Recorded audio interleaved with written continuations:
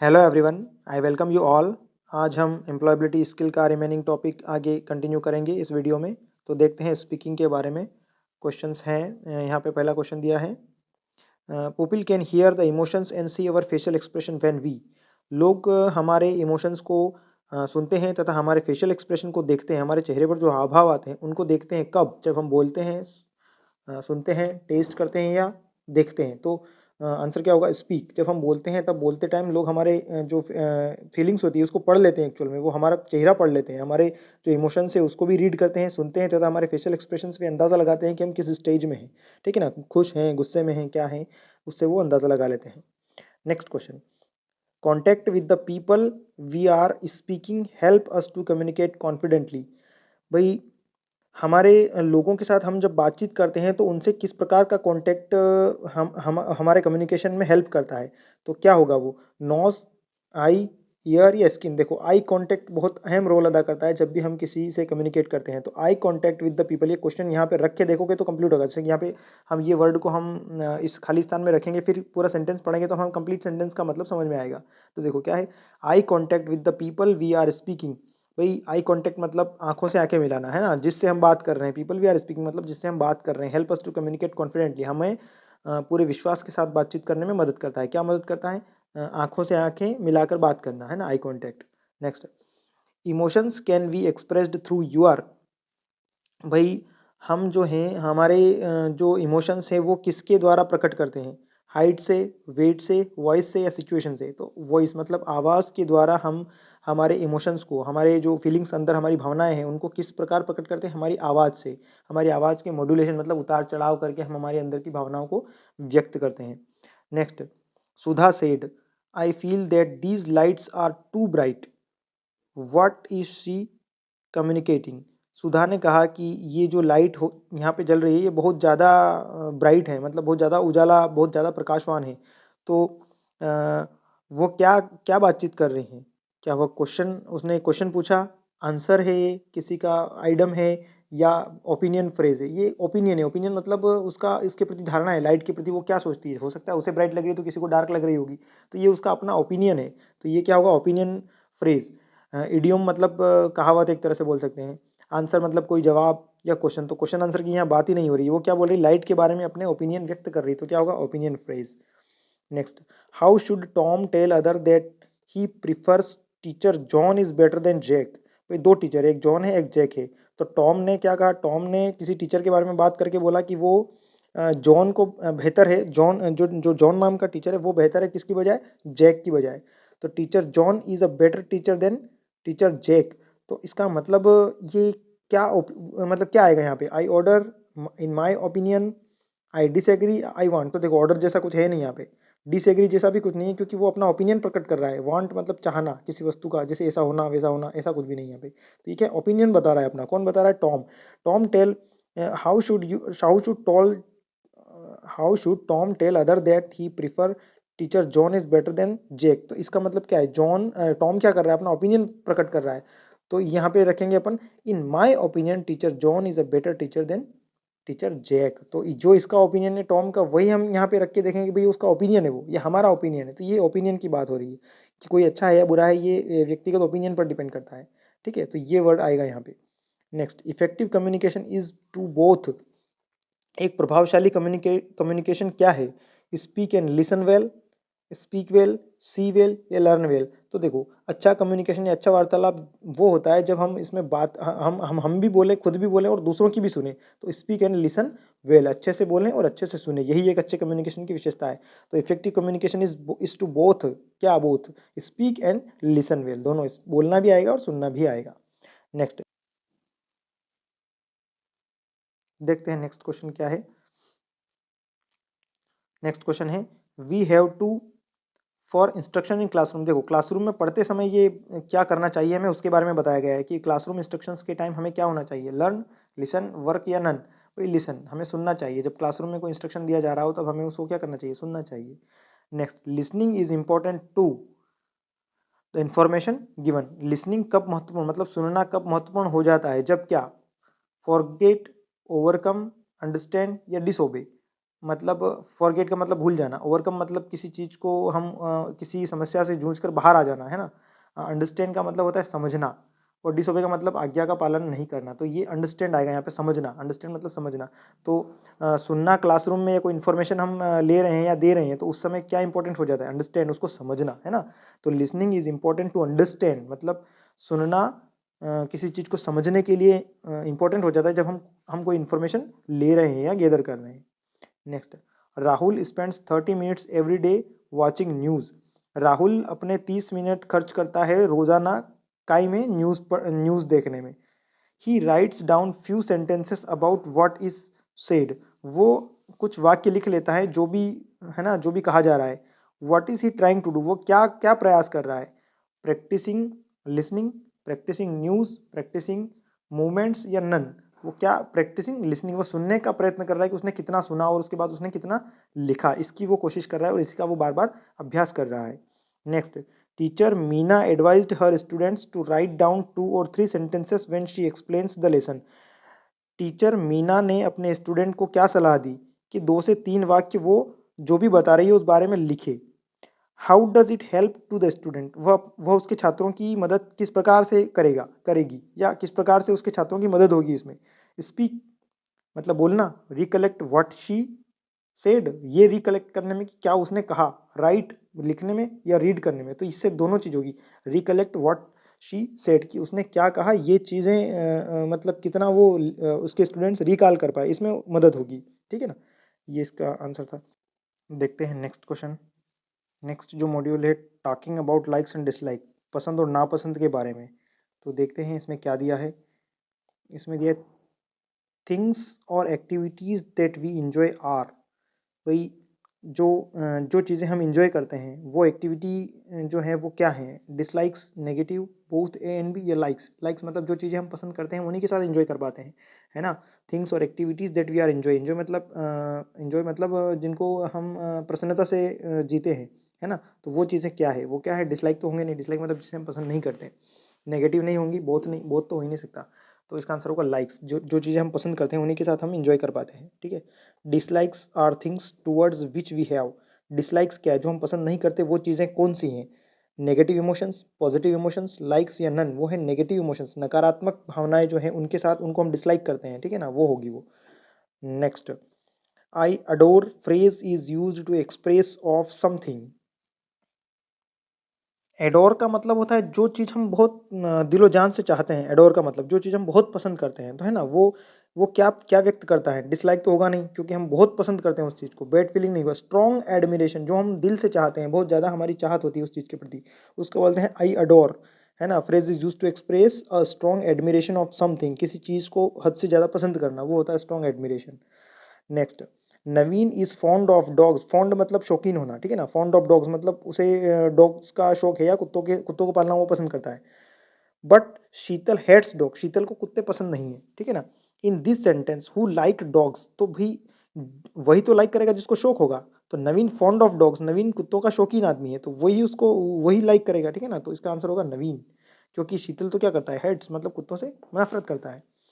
Next, Smith would you like playing cricket और football this evening. भाई Smith से किसी ने पूछा कि तुम आज की शाम क्या खेलना पसंद करोगे, क्रिकेट या football. If Smith likes to play both how will he answer, भाई उसने कहा कि मुझे दोनों पसंद है, तो फिर उसका आंसर किस प्रकार का होगा।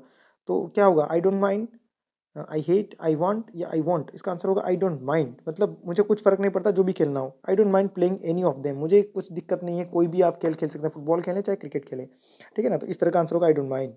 ठीक है।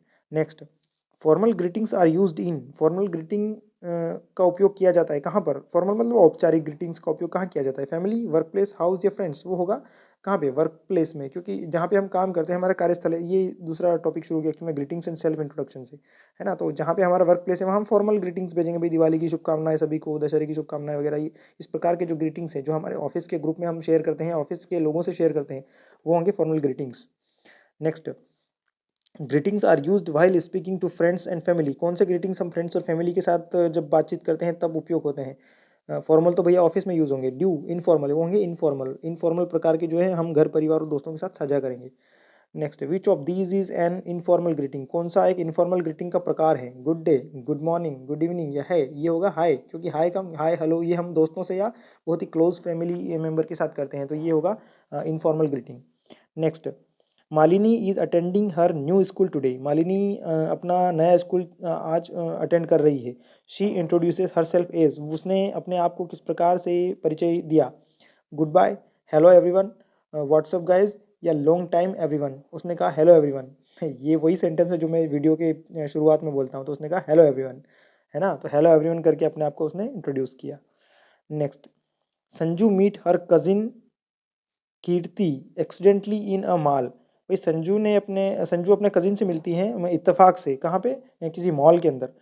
How should she greet her, वो किस तरह से उससे बात करेगी? Long time no see, what are you doing here, thank you या टेक केयर, वो कहेगी बड़े दिनों बाद मिलो, यही हम बोलेंगे ना, है ना, लॉन्ग टाइम नो सी, बड़े दिनों बाद दिखे या दिखे नहीं बहुत लंबे टाइम तक, कहाँ थे, ऐसा वैसा, इस तरह से बातचीत शुरू होगी। तो ये इस तरह का ग्रीटिंग्स हम करेंगे जब हम अपने कजिन को इत्तेफाक से कहीं मिलेंगे तब। नेक्स्ट भाई, नेक्स्ट है आस्किंग एंड रिस्पॉन्डिंग क्वेश्चंस, तो देखते हैं इस पर क्या क्वेश्चंस बनते हैं। क्वेश्चन है, when you ask someone something it is, जब हम किसी से कुछ पूछते हैं किसी चीज़ के किसी कुछ कुछ पूछते हैं तो क्या होगा? आंसर ब्लैंक क्वेश्चन या रिस्पॉन्स होगा क्वेश्चन, क्योंकि हम क्वेश्चन ही तो पूछते हैं, है ना, कोई सवाल पूछेंगे हम किसी भी चीज़ के बारे में, तो वो आस्किंग का मतलब होता है प्रश्न पूछना। Next, question always and with, प्रश्न हमेशा किस चीज़ से खत्म होते हैं? कॉमा, कॉमा तो लगता नहीं है, क्वेश्चन मार्क, प्रश्नवाचक चिन्ह नहीं लगेगा ना प्रश्नों के आखिर में, तो question always ends with a question mark. Next, exclamatory मतलब जहाँ पे आश्चर्यजनक बात होती है, फुल स्टॉप तो जहाँ पूरा सेंटेंस खत्म हो जाता है, कामा मतलब अल्प विराम। Next, question gives clear indications of the information the person wants to know, कौन सा जो क्वेश्चन है वो क्लियर इंडिकेशन होता है कि जो पर्सन है उसके बारे में, जो व्यक्ति है उसके बारे में जानकारी किस वाले क्वेश्चन से मिलती है? WH वर्ड, यस और नो, नो या बोथ बी एंड सी, तो वो WH वर्ड होगा भाई, हूँ, है ना, हूँ, वाट, वाई, जो भी है, तो ये क्वेश्चन क्या क्लियर इंडिकेशन देते हैं कि information the person wants to know, जो भी यह व्यक्ति कोई चीज़ जानना चाहता है, तो WH वर्ड से ही हमेशा क्वेश्चन शुरू होते हैं, तो ये इसका आंसर होगा।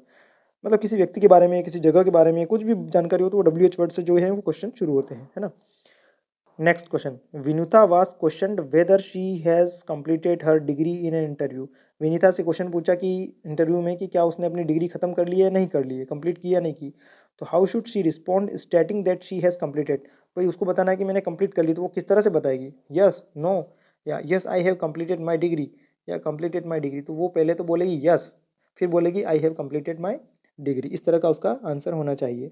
Next, tutor asked his student whether he knew to use Windows, भाई ट्यूटर ने अपने स्टूडेंट से पूछा कि आपने क्या विंडोज़ को इस्तेमाल करना समझ लिया है ना।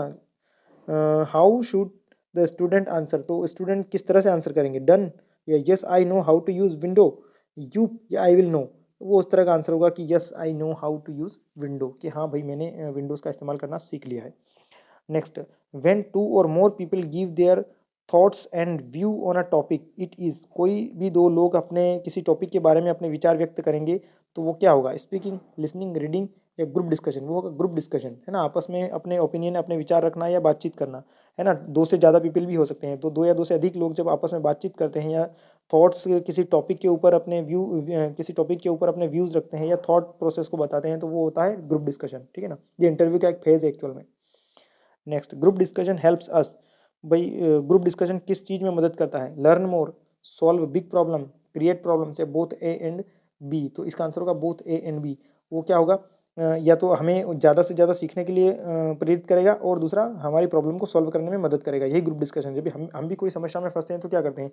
हम दूसरों से बातचीत करते हैं, तब हमें कुछ सीखने को भी मिलता है और हमारी समस्या का समाधान भी हमें मिलता है, तो that is group discussion. Next, which of these should not be used to express your opinion in a group discussion, भाई कौन सा ग्रुप डिस्कशन के टाइम हमें यूज़ नहीं करना चाहिए हमारी थॉट को एक्सप्रेस करने के लिए? तो क्या चीज़ हमें नहीं करना चाहिए? It seems to be that, listen to me, in my opinion या आई डोंट क्विट एग्री, तो ये हमें इसका आंसर होगा लिसन टू मी, मतलब हमें ऐसा नहीं बोलना चाहिए कि मेरी बात सुनो या मुझे सुनो, भाई मैं ऐसे इसे आदेशात्मक भाषा का इस्तेमाल नहीं कर सकता वहाँ पे, ठीक है ना, तो इसका आंसर होगा मतलब ये हम कर सकते हैं कि it seems to me that, या इन माय ओपिनियन, या आई डोंट क्वाइट एग्री, या जो भी है ना, तो हम इस तरह से आंसर देंगे। ये लिसन टू मी का हम उपयोग नहीं करेंगे ग्रुप डिस्कशन के टाइम पर। Next, Mahesh and his team discussed about the steps to be followed to complete the project at the earliest. Mahesh और उसकी टीम ने डिस्कस किया कि जो भी प्रोजेक्ट है उसको कंप्लीट करने में क्या क्या स्टेप्स फॉलो किए जाएंगे, ठीक है ना। She was happy with the suggestions given by his teammates and teammates and guaranteed to follow the same. How would he convey it, भाई वो खुश हुआ कि उसके जो सजेशंस टीममेट्स ने दिए हैं वो अच्छे थे और उनको फॉलो किए जाएंगे। तो ये किस प्रकार का वार्तालाप होगा, किस तरह से वो कन्वे करेगा इसको। तो क्या बोलेगा, I agree with your plan and action, your plan of action, you must follow what I tell you, या don't come here to talk, या I don't agree with your plan. तो वो क्या होगा, I agree with your plan and action, भाई मैं तुम्हारे जो भी तुमने प्लान बनाया, जो भी एक्शन तुम लेने जा रहे हो, इससे मैं सहमत हूँ। यही बोलेगा सबको, क्योंकि उससे वो आइडियाज़ पसंद आए। Next, Rita had to attend a group discussion on behalf of her company. Rita अपने किसी कंपनी के बिहाफ पर, मतलब कंपनी के प्रतिनिधित्व के तौर पर एक ग्रुप डिस्कशन को अटेंड करती है। What is she supposed to do before the meeting, meeting के पहले उसे क्या करना चाहिए। Attend the party, attend the classes, be prepared about the topic, या टेक लीव। उसे क्या करना चाहिए, जिस टॉपिक पर मीटिंग है उस टॉपिक के बारे में पहले थोड़ी सी तैयारी कर लेना चाहिए। तो यही रीटा करेगी, है ना। नेक्स्ट क्वेश्चन, टेलीफोन स्किल्स, इसके बारे में क्या क्वेश्चन है, देखते हैं टेलीफोन स्किल्स के बारे में जो क्वेश्चन है। A person who makes a call, जो व्यक्ति कॉल करता है वो क्या है, कीपैड, कॉलर, फेज या कॉन्टेक्ट। ये आपको पता है वो कॉलर होगा, ठीक है ना, जो भी कॉल करेगा। Receiver is a person who, जो रिसीव करेगा वो क्या है, जो कॉल को रिसीव करेगा वो क्या है, ब्लॉक्ड, डायलर, रिसीव्स या नन, वो रिसीव करेगा तो रिसीवर ही होगा, who receives the call. Receiver क्या है, receiver who receives the call, ठीक है ना। फोन कॉल हैज़, क्या फेज होंगे उसमें, एंड, मिडल, डिफरेंट या थ्री, कौन से फेज होंगे, थ्री फेज होंगे। फ़ोन कॉल में क्या होंगे, डायल करेंगे, कॉल में रिंग जाएगी और फिर सामने वाला रिसीव करेगा। इस तरह से हम समझ सकते हैं कि उसमें क्या तीन फेज होंगे। नेक्स्ट, बिंदु receives a call from J company promoting a discount sale. J company कोई डिस्काउंट प्रमोट कर रही है, सेल का कोई कॉल आता है बिंदु के पास। She couldn't clearly hear the details, उसने वो क्लियरली जो डिटेल है वो सुन नहीं पा रही है। How is she suppose to ask the person to repeat the information, वो क्या करेगी जब उसको रिपीट से दोबारा वो इन्फॉर्मेशन या सूचना सुनना होगी तो। What is it, could you please repeat, please speak loud, या I don't know. I don't know तो होगा नहीं, जोर से बोलने के लिए भी नहीं बोलेगी, वो बोलेगी क्या आप उसको रिपीट करेंगे, जो भी आपने बोला वो सुन नहीं सकी तो वो उसको दोबारा रिपीट करने के लिए बात करेगी, तो क्या बोलेगी, could you please repeat. Next, Harish made a call to the senior manager in a company. Harish ने कंपनी के सीनियर मैनेजर से कॉल किया। How is he suppose to start the conversation, वो अपनी बातचीत किस प्रकार से शुरू करेगी। ग्रीट द पर्सन, क्या उसको पहले कुछ ग्रीटिंग देगी, hi, hello, good morning, good evening वगैरह जो भी। पर्पज़ ऑफ कॉल, किस मकसद से फ़ोन किया वो बताएगी। थैंक द पर्सन या गुड बाय, वो पहले बोलेगी ग्रीट द पर्सन, जो भी गुड इवनिंग, गुड मॉर्निंग, जैसे हम बोलते हैं ना किसी से बात करेंगे हमारी ऑफिस में, किसी से सीनियर मैनेजर से किसी भी, तो हम बोलेंगे नमस्ते सर, नमस्कार सर, या good evening, good morning, what ever it में भी। तो इस तरह से वो बातचीत शुरू करेगी।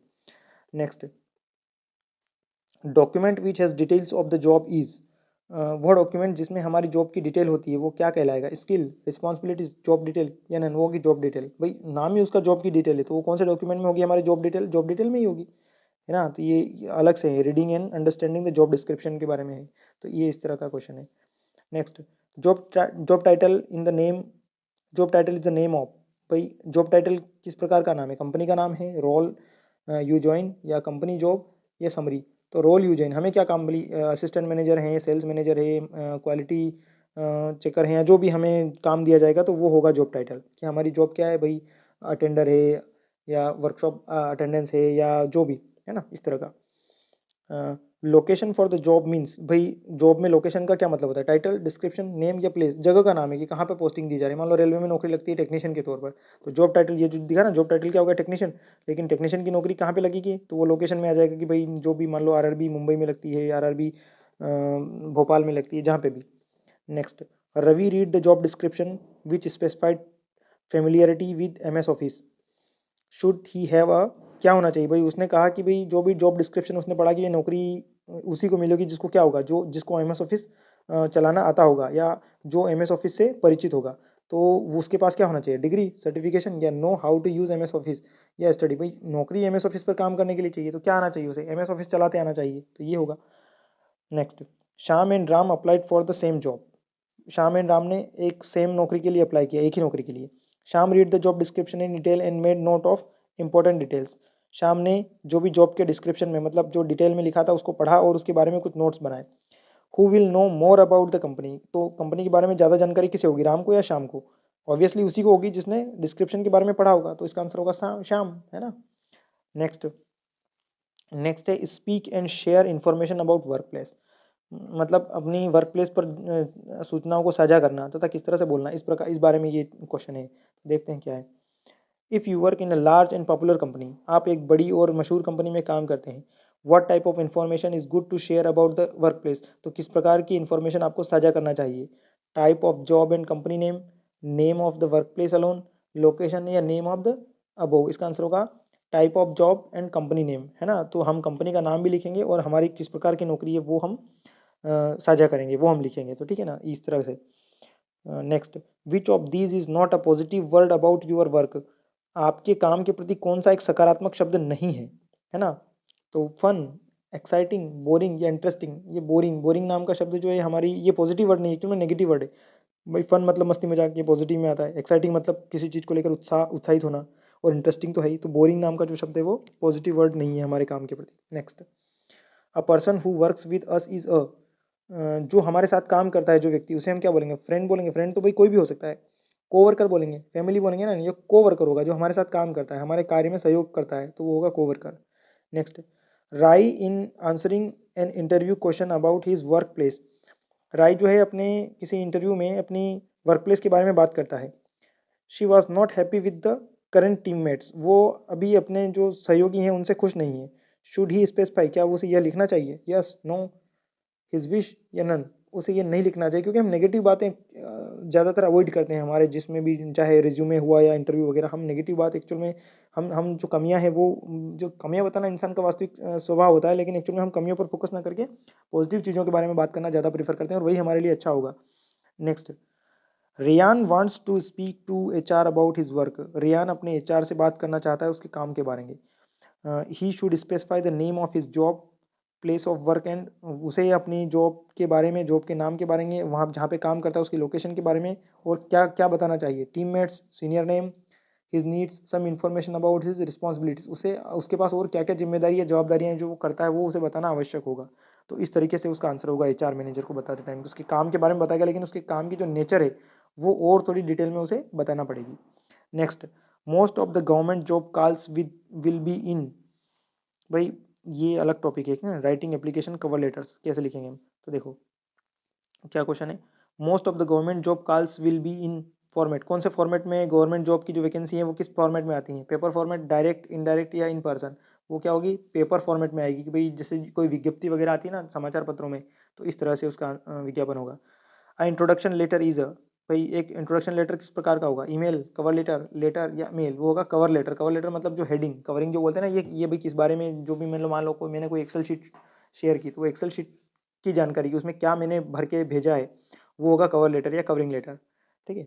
Next, when you are interested in working for a company, यदि आप किसी कंपनी, जब आप एक कंपनी में काम करने के लिए इंटरेस्टेड होते हैं तब यू विल राइट अ, क्या क्या हमें क्या लिखना चाहिए, एप्लीकेशन, रेफरल, लीव या प्रोस्पेक्टिंग। तो हमें प्रोस्पेक्टिंग लिखना पड़ेगा, है ना, कि हम ये जो भाई इस कंपनी में राइट अ प्रोस्पेक्टिंग लेटर, तो हम प्रोस्पेक्टिंग लेटर लिखेंगे उस कंपनी में काम करने के लिए अगर इच्छुक हैं तब। Next, Lata's uncle works in a company where she had applied for the job. Lata के अंकल उस कंपनी में काम करते हैं जहां उसने काम के लिए अप्लाई किया है ना, आवेदन दिया है। He gives her his employee details to her.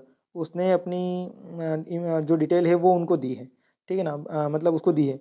What type of cover letter will be Lata's right, तो जो लता को जो कवर लेटर लिखना पड़ेगा वो कैसा लिखना पड़ेगा, referral, letter of interest, leave letter, letter of absence. उसे रेफरल लेटर, क्योंकि उसको किसी रेफरेंस के थ्रू उस कंपनी में जाना है, क्योंकि उसके अंकल पहले से उस कंपनी में है, तो उसको जो लेटर लिखना पड़ेगा वो रेफरल लेटर लिखना पड़ेगा, ठीक है ना। Shilpa is applying for a job online. Shilpa online किसी नौकरी के लिए अप्लाई करती है। She sends her application by email. उसने अपने एप्लीकेशन को ईमेल के द्वारा भेजती है ना। What is she supposed to mention in the subject line to make it easy for the employer to find her email. तो उसे अपने सब्जेक्ट लाइन में क्या लिखना पड़ेगा कि वो आसानी से उसको जो ईमेल मिल जाए। तो शिल्पा उसकी एज लिखना पड़ेगी, या जॉब पोजीशन, या एजुकेशनल क्वालिफिकेशन, या प्रीवियस एक्सपीरियंस। उसे लिखना पड़ेगा उसकी जॉब पोजीशन के बारे में कि भाई ये इस नौकरी के लिए मैंने अप्लाई किया है। भाई असिस्टेंट मैनेजर के लिए तो क्या लिखेंगे, एप्लीकेशन फॉर असिस्टेंट मैनेजर, या application for the engineer, application for the technician. इस तरह से हमें क्या लिखना पड़ेगा, जॉब की पोजीशन के बारे में लिखना पड़ेगा ताकि वो उसको आसानी से ढूंढ सके। तो आज के वीडियो में इतना ही। नेक्स्ट वीडियो में हम देखेंगे इंट्रोडक्शन टू डिजिटल स्किल्स के बारे में। सो वीडियो के साथ अंत तक बने रखने के लिए थैंक यू वेरी मच।